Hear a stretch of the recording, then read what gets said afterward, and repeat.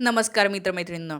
आपण सगळेजण गेल्या 2-3 महिन्यापासून पाहत असाल की अजितदादा पवार हे गुलाबी रंगामध्येच दिसतात. गुलाबी रंगाचे कपडे घातलेले असतात, त्यांच्या गाड्यासुद्धा गुलाबी रंगाच्या असतात. ते ज्या ठिकाणी कार्यक्रम करायला जातात त्या ठिकाणी मागचे बॅनरसुद्धा गुलाबीच असतात. गुलाबी रंगाचा फेटा त्यांनी घातलेला असतो. समोर बसलेल्या प्रेक्षकांपैकी समोरच्या काही रांगांमधल्या बायका, पुरुष हे सगळे गुलाबी रंगात दिसतात. आता हा सगळा गुलाबी रंगाचा काय बाबा करिश्मा आहे, तर गुलाबी हा रंग महिलांना आवडणारा रंग आहे असं समजलं जातं. अर्थात ते काही तितकंसं खरं नाही आहे. पण हा गुलाबी रंग महिलांशी संबंधित आहे आणि त्यामुळे आपण कसे महिलांच्या हिताचा विचार करतो, महिलांच्या हक्कांचा विचार करतो, असं काहीतरी सूचित करण्यासाठी म्हणून असेल अजितदादा पवार यांनी गेल्या 2-3 महिन्यामध्ये गुलाबी रंग परिधान केलेला दिसतो. आता हा गुलाबी रंग परिधान करून अजितदादा पवार लाडकी बहीण योजनेचा प्रचार करताना सुद्धा दिसतात. एकीकडे दादा असं सांगत असतात की आपण लाडक्या बहिणींना काय काय आणून देतो आहोत, लाडक्या बहिणींसाठी काय काय योजना आणत आहोत, आणि दुसरीकडे अजितदादा पवार यांच्याच पक्षामधल्या 2 लाडक्या बहिणी यांच्यामध्ये चांगलेच वाद चाललेले आहेत. 2 दिवसापासून तुम्ही टी व्हीवर सगळीकडे पाहत असाल. तिकडून रुपाली चाकणकर काहीतरी म्हणतात, इकडून रुपाली ठोंबरे काहीतरी म्हणतात. या दोघीजणी एकाच पक्षामध्ये असून सुद्धा मला असं वाटतं की एखाद्या वेळेला एक फोन करून त्यांनी एकमेकांशी बोलायला पाहिजे ना. पण तसं काही ते होताना दिसत नाही. किंवा अजितदादा पवार तरी यांना फोन करून सांगतील की अरे बाबा तुम्ही काय भांडताय, नीट जरा समजावून घ्या. तर असंही काही होताना दिसत नाही. त्यामुळं अजितदादा पवार या पक्षामध्ये, यांच्या राष्ट्रवादी पक्षामध्ये काहीतरी नेमकं जे आहे ते चाललेलं आहे असं लक्षात येत आहे. आता आपल्याला माहिती आहे की परवाच्या दिवशी रुपाली चाकणकर यांची परत एकदा राज्य महिला आयोगाच्या अध्यक्षपदी निवड झाली. परत निवड झालेली आहे बरं ही निवड झाल्याच्या नंतर रुपाली ठोंबरे यांची तुरंत प्रतिक्रिया आली. तशी त्यांची आधीसुद्धा प्रतिक्रिया अशीच होती की चाकणकरांना इतकी पदं देत आहेत, किती पदं देणार अजितदादा, एक व्यक्ती एक पद द्यायला पाहिजे, अशी विधाने याच्या आधीसुद्धा पाहिली असेलच.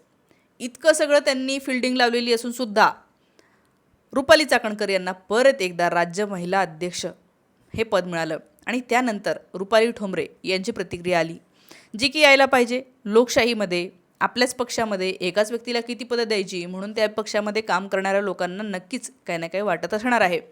तर तसं रुपाली ठोंबरे म्हणाल्या की किती एकाच व्यक्तीला इतकी पदं देणार दादा, आम्ही पण आहोत, आम्ही पण काम करतो, बाकीचे लोकंसुद्धा आहेत, त्यांच्याकडे सुद्धा लक्ष द्यायला पाहिजे, असं सगळं त्या म्हणाल्या. याशिवाय त्यांचं कालसुद्धा एक मी इंटरव्ह्यू पाहिला, त्याच्यामध्ये त्या म्हणत होत्या की रुपाली चाकणकर काय निवडून आलेले आहेत का, मी तर लोकप्रतिनिधी आहे, मी निवडून आलेली आहे, जनतेने मला निवडून दिलेलं आहे एकदा, आणि त्यामुळे मला माहिती आहे जनतेचे प्रश्न काय असतात, जनतेमध्ये काम करणं काय असतं, असं रुपाली ठोंबरे म्हणतात. तिकडून चाकणकर म्हणतात की बाहेरून आलेल्यांनी आम्हाला सांगायचं नाही. म्हणजे तुम्हाला माहिती असेल की रुपाली ठोंबरे या राष्ट्रवादी काँग्रेसमध्ये नव्हत्या, त्या मनसेमध्ये होत्या, तिकडून त्या इकडे आलेल्या आहे. त्यामुळे चाकणकरांनी सुद्धा अशा प्रकारे टोला लावलेला आहे.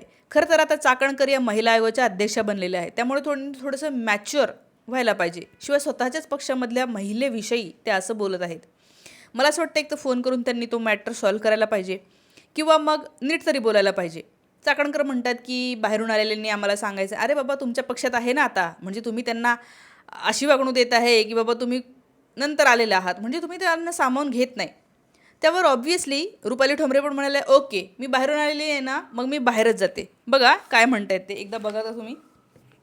वैचारिक बैठक माहित नसते, आपण कोणता थांबा. अजेंडा घेऊन बाहेरून येऊन एखादी व्यक्ती पक्षाची फारशी ध्येय धोरणं माहित नसतात, एक वैचारिक बैठक माहित नसते, आपण कोणता अजेंडा घेऊन जावा, आपल्याला पद दिलंय तर त्या पदाचा वापर हा पक्षाच्या ध्येय धोरणासंबंधात किंवा ती पक्षाची बाजू समाजामध्ये मांडण्यासाठी करावी.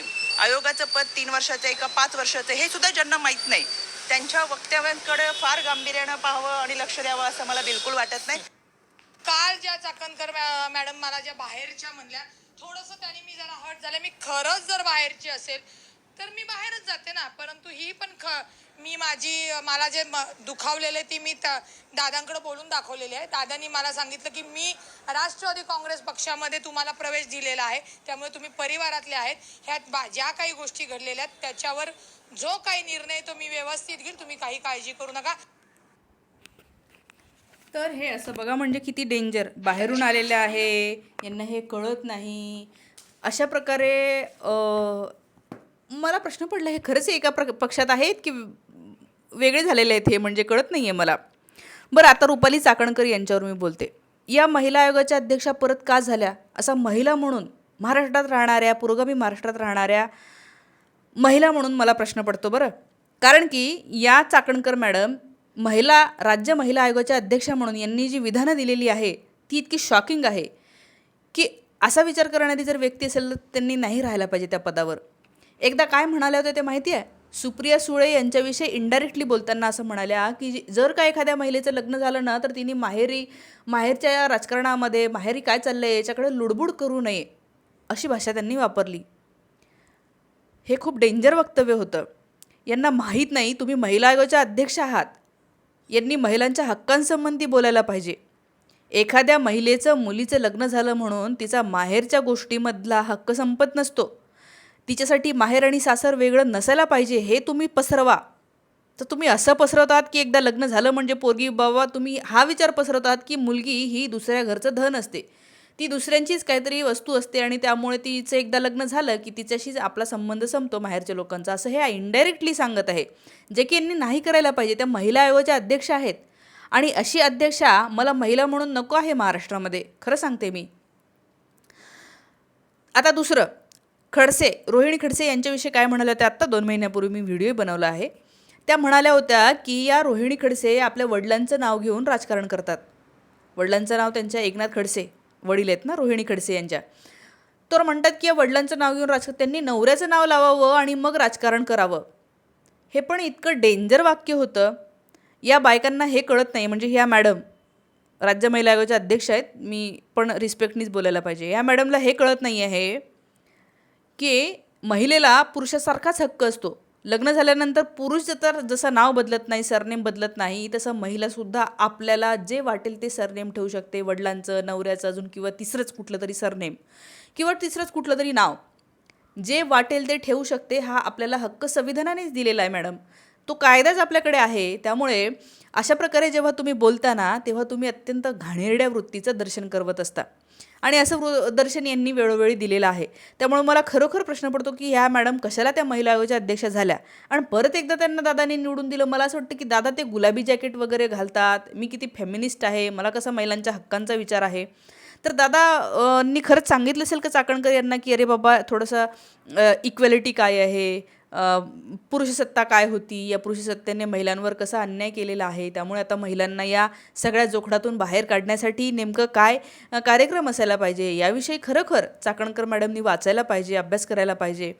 कारण एक महाराष्ट्राची खरंच इमेज आहे आणि ही इमेज जी आहे ती धुळीला मिळते अशा लोकांच्या नेमणुकीमुळे. बरं ते जाऊ द्या. परत एकदा त्यांना तिथे नेमलं आणि त्यामुळे चाकणकर आणि रुपाली ठोंबरे यांच्यामध्ये हा वाद उद्भवला होता. आता त्यांच्या वादाचं काय होईल फारसं मला नाही वाटत की काय वेगळं होईल.